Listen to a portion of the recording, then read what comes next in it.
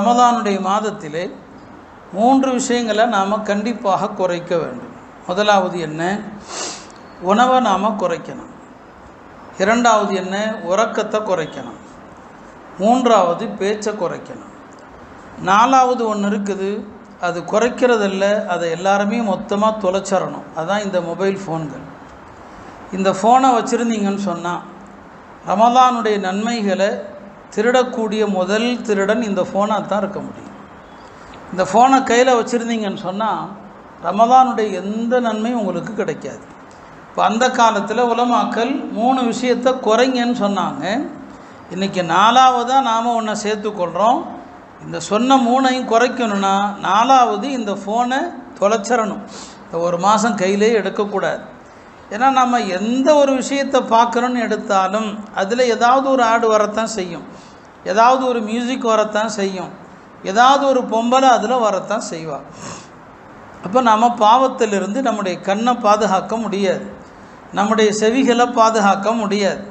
அதனால் இந்த 1 மாத காலம் நாம் இந்த ஃபோன்களிலிருந்து எவ்வளவு தூரம் இருக்கிறோமோ நம்முடைய ரமதான் சலாமத்தோடு கிடைத்துவிடும். ஃபோனை கையில் எடுத்தோன்னு சொன்னால் எல்லாமே முடிஞ்சு போச்சு. இன்றைக்கி நோன்பு வைக்கிற பல வாலிபர்கள் நேரம் கழியணும், காலையிலிருந்து மாலை வரைக்கும் 10-12 மணி நேரங்கள்.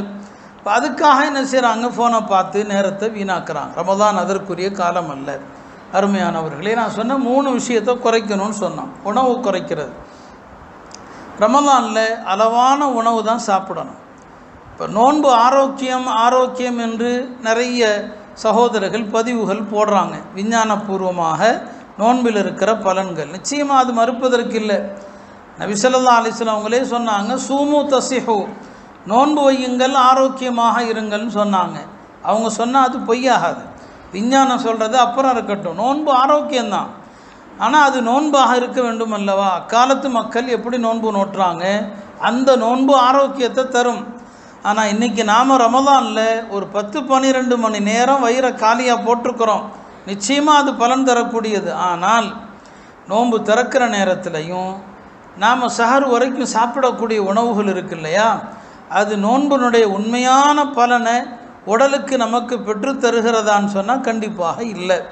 ஏன்னா நாம் சாப்பிடக்கூடிய அது ஹலால் தான், ஹராம் கிடையாது. அதுக்காக நோன்பு திறக்கிற நேரத்தில் இப்படி தான் இருக்கணும்னு இல்லை.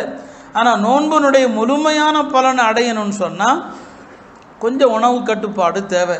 இந்த மாதத்தில் அளவாக தான் நம்ம சாப்பிடணும். அப்போ தான் முழுமையான நன்மை நமக்கு கிடைக்கும்.